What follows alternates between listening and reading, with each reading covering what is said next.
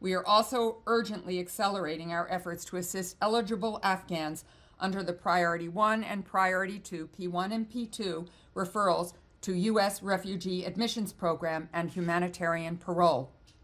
And we are working on our own with our allies and partners and with NGOs to identify and assist other Afghans at risk, including women and girls, human rights defenders, journalists, and other civil society actors.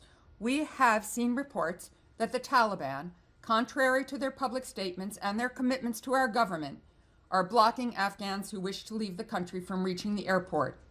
Our team in Doha and our military partners on the ground in Kabul are engaging directly with the Taliban to make clear that we expect them to allow all American citizens, all third country nationals, and all Afghans who wish to leave to do so safely and without harassment.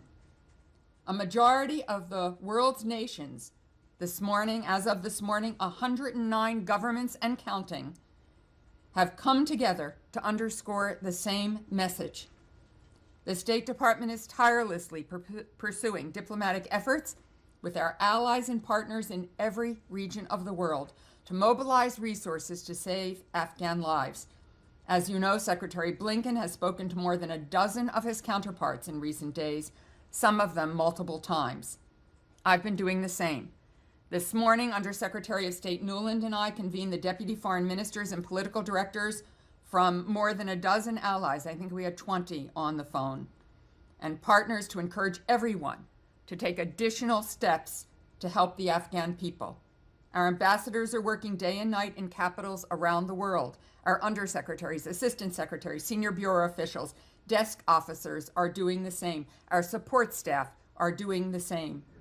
As I said, this is an all-hands-on-deck effort, and we aren't going to let up.